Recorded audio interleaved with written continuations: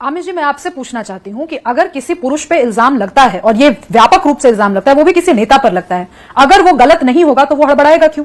आप public life में हैं, आपके ऊपर कुछ महिलाओं ने आरोप लगाए, आप उसको आरोप कह रहे हैं, आपके ऊपर आरोप लगते हैं, उस प्रदेश की महिला चीफ मिनिस्टर जाकर अभी तक महिलाओं से मिली नहीं है, और ये व्यक्ति अगर सीबीआई के आने से घबरा रहा है तो मामला साफ है।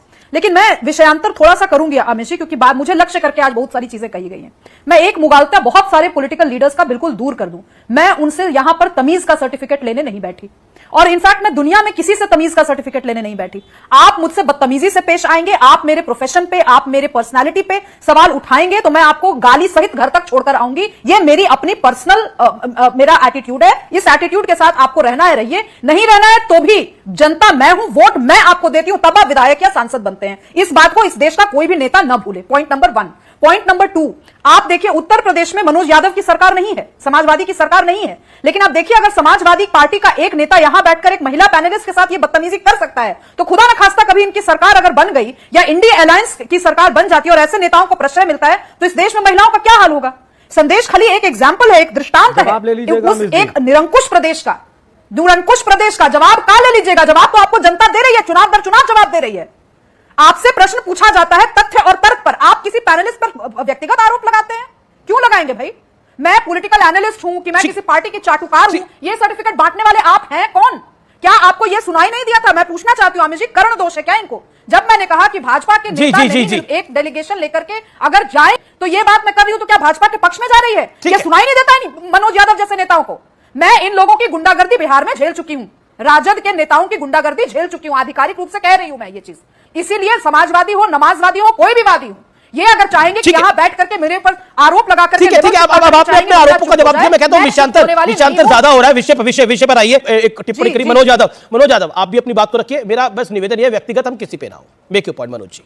मुझे बड़ा अच्छा लग रहा है अमित जी कि अब व्यक्तिगत होने पे डिबेट होने लगी है, लेकिन लगातार प्रधानमंत्री से लेकर और बीजेपी के प्रधान ने विगत 10 सालों में सिर्फ व्यक्तिगत ही हमले किए हैं। लेकिन यह बात मुझे लगता है समझना पड़ेगा बीजेपी को। शायद मैंने बहुत कम कहा है, और जो कुछ कहा है बहुत सोच समझ के कहा है। और मेरे जीवन का पहला प्रिंसिपल यह है कि मैं महिलाओं की सबसे ज्यादा रिस्पेक्ट करता हूं। पहला प्रिंसिपल, अगर किसी को मेरे किसी शब्द कह देने से कि आप बीजेपी की ज्यादा बड़ी सपोर्टर है और वो अगर गाली लगती है तो आपको मुबारक। ये तो मैंने आपकी प्रशंसा की थी। मौजूदा सत्ता है, सरकार है, बीजेपी की प्रशंसक होना इसमें कौन सी बड़ी? मैंने भी बड़ी प्रशंसा में कहा, हमको मालूम है कि संदेश खाली आपके लिए बड़ा विषय नहीं, पॉलिटिकल विषय है। आपने व्यक्तिगत तौर पर मुझको बहुत कुछ कह दिया और मैंने इसलिए सुन लिया कि मेरे जीवन का पहला प्रिंसिपल मैं महिलाओं की बहुत रिस्पेक्ट करता हूं और रिस्पेक्ट करके आप अपनी जिह्वा को थोड़ा सा अगर विराम दे दे ना, मैं ये समझूंगा कि मुझे कर्ण दोष तो नहीं है, लेकिन आप जिह्वा पे जरूर, आपकी जिह्वा में और मुख में जरूर कोई आपको बीमारी है। निश्चित तौर पे आप लगातार उस तरह की बातें कर रहे हैं। संदेश खाली पे डिबेट हो रही है और मनोज यादव वो आपके बीच में नहीं बोले, मेरा नहीं बच रहा, वो आपके बीच में नहीं बोले। सुभाष जी, आपके मुंह में जो बीमारी है उसका इलाज वो किसी आयुर्वेदिक डॉक्टर से लीजिए, बेहतर सही हो जाए। उसके लिए मैं कुछ नहीं कर सकता। जी जी, लेकिन मनोज यादव देखिए डिबेट करते, मैं तो जवाब देना चाहता हूं।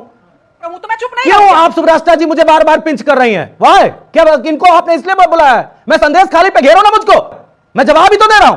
हाँ, बस इतना मैं कह रहा हूं कि एक इनका अधिकारी आजमगढ़ में, वो जानते क्या कहता है एक दलित महिला के लिए? मेरा आयुर्वेदिक इलाज करवाएंगे इनके एक नेता करने के लिए। जो भी नेत्रियां क्या योगी आदित्यनाथ ने उस अधिकारी को हटा दिया क्या? और इनका चिन्मैया नाम, चिन्मैया वो कहां है मालिशबाज नेता जो उस बेटी के लिए, उस बेटी से मालिश कर रहा था? तो कोर्ट कचहरी अगर किसी को छोड़ देगी तो कोई क्या करेगा? नहीं, शाजिया इल्मी, देखिए शाजिया इल्मी Tausif Khan, Shazia Ilmi and Tauseef Khan. Okay, cease fire. Amish ji, चाहे जितनी भी कोशिश करें, चाहे मनोज हो या तौसीफ हो, और इस टॉपिक से सबको भटकाने की या किसी भी तरह की मनोहर कहानियां सुनाने की, या से इनको बिल्कुल इस टॉपिक से डिरेल नहीं होने दूंगी। इसी पटरी पर इनको रहना पड़ेगा और जवाब देना पड़ेगा।